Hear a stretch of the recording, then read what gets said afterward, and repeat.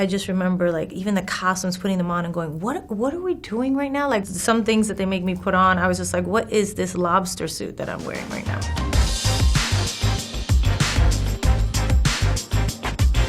I didn't even know Selena before that. I wasn't as into Spanish music as I am now. I didn't know much about her. I knew that a singer had been killed, and it was all over the news and things like that, and everybody was talking about it, but other than that, I didn't really know. I just go right back to the beginning of the movie and the first day of shooting and really trying to find the essence of who she was. I had done so much research and watched so much tape on her and listened to her voice and talked to her family. And it's like jumping off a cliff, right? You don't know what it's going to be like. It's the first time I had ever played a real-life person. She was an artist, and she was singing from the time she was 9 or 10 years old, maybe younger. And so that part of it, learning how she sang, all her mannerisms and how she danced, and she wasn't a trained dancer, she was just a natural performer. She was just a great performer. So studying the tape of her became really important. The only way he will know that I am not going to give you up is if we go out and get married right now. Then he'll have to accept us. It was daunting, but I remember just kind of jumping into it head first, and that first day everybody feeling really great, and it was just such a good feeling. Made in Manhattan was really tailor-made for me by my producing partner and the writers, and we made her from the Bronx. We made her, a lot of the language and stuff is stuff that I actually said and asked them if I could say and put in there. It was just very organic to who I truly was. And it all worked out really, really well. That's probably one of my favorite movies I've done. There was a part of me that wanted to see what it felt like to have someone like you look at me the way you did just once. Rafe was great. I think he was so used to doing kind of these serious films and the dramatic actor and all that kind of stuff, but he was so endearing and charming in this movie, and it was nice to see him bring his kind of acting chops to something like that. It just elevated the whole piece. Him, Bob Hoskins, Natasha Richardson. And there's another one where we had another amazing cast around me, and then where I felt like so lucky to be in that movie.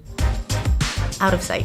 I just remember the trunk scene, kind of being locked in that trunk for a day and filming that, which was like a 7.5-page scene. Yeah, you don't seem all that scared. Of course I am. You don't act like it. What do you want me to do, scream? Wouldn't help much anyway. No, I'm just gonna sit here, take it easy, and wait for you to screw up. I don't know, it was just kind of a style of movie at that time. It was crazy, and it just had this really specific feel to it. It kind of became like a cult classic, I think. It didn't get as much notice when it first came out at the box office, but now, years later, there's so many people like yourself who tell me that was their favorite film. It's crazy. Steven was one of the most kind of, I always say clever. I always think of clever when I think of him. I don't know why that word comes to my mind. He was just always right up on the camera. He didn't sit back at a monitor and watch. He watched the scenes close up. So if we were doing a scene right here, he'd be standing, sitting right where you were. Very in it, super witty. If Steven made another Ocean's film, I wouldn't mind if he called me up.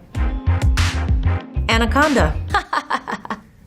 It was an amazing cast. It was kind of this like sci-fi crazy monster movie. Is snakes out there this big? This skin is 3 or 4 years old. Whatever shed it has grown since then. Snakes don't eat people. John Voight and Eric Stoltz and Ice Cube and Owen Wilson, just a lot of great guys. We had a great time. We were down in Brazil for 4 months.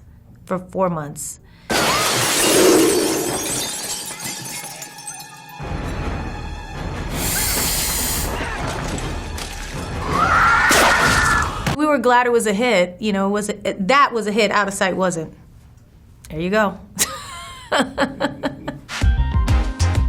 The Cell, Dr. Catherine. I remember doing that film, and Tarsem, the director, had he was such a visual director. He had such an idea of what these bizarre kind of images that he wanted to put in there, and kind of going inside the mind of a killer and what that would look like and what it would be like. And I just remember, like, even the costumes, putting them on and going, what are we doing right now? Like, who am I right now? He's like, we're inside the mind of the killer. And I was like, okay, great. Just trying to make everything feel like authentic and real, and that idea of going inside a killer's mind and how that changes you. I feel like who she is at the beginning and who she is at the end. Even in that last scene where she's by the car, her life is changed forever. I came to help you. You lie. Bitch. Whore.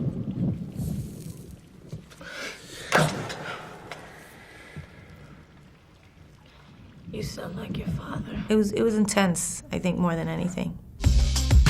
The wedding planner. I remember that, I wanted to make her super uptight, which is not how I am. I'm kind of more of a loose, streety type of girl, and she was so uptight and tightly wound. That's what I think of when I think of Mary Fiore, and not leaving room for fun or anything else besides work or love, but all of those things being kind of a protective defense mechanism so she wouldn't have to feel anything or be disappointed.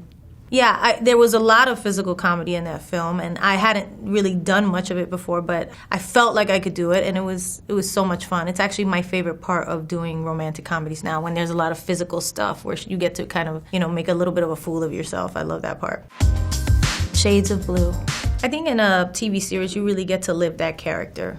And it's a whole different situation. And if it's an interesting character or a very flawed character, it really, really helps you examine yourself and your whole life. And I did it for 3 years. I played Harley Santos, and it was such a complicated, complex role. So many times I found myself kind of like, kind of going, okay, here's what I'm doing, this is what I'm going to do. They think I'm lying, but the audience doesn't know. I mean, it was super complicated, but really good. I mean, in a movie, you do the character and you're kind of done with it.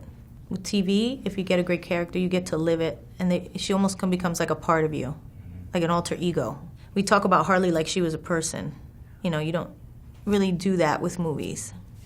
It's like somebody like we're not going to see anymore. It was such a demanding role and a demanding series to do, and I do so many other things. So in that sense, I'm kind of relieved. But at the same time, it was such a great cast, and I enjoyed so working with Ray Liotta and the other people on the show. And he and I had such great respect and chemistry for each other that, those things are special moments. You don't have that with everybody. In Living Color.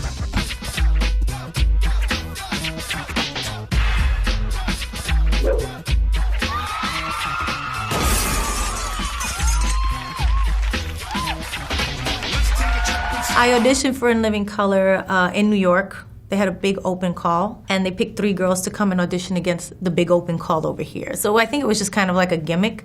I don't think they thought they were going to find somebody from New York or whatever. Or maybe they did.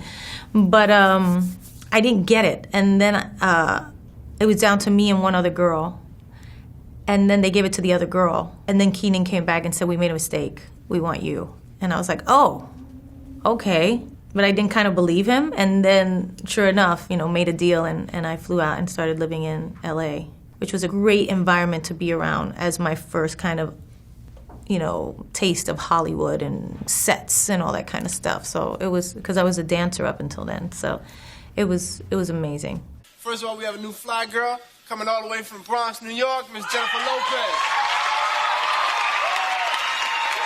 They did their thing and we kind of did our thing, but it was nice to be around and watch all them working on their sketch comedy and all. Maybe that's where I got a little bit of my romantic comedy stuff from, just watching them be so fearless.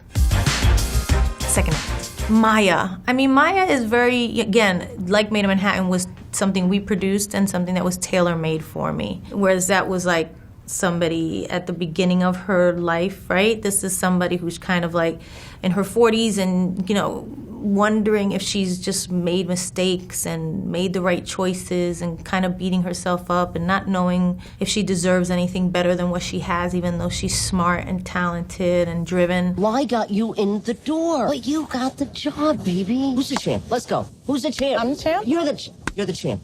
Come on. All right. It's not easy getting a job for a woman your age. Watch me. Sometimes you just think, okay, maybe my life is meant to be this. And she's about to give up, and then her whole life changes. And it turned out to be a really touching, funny look at life. And I couldn't be prouder of the movie. I really love it.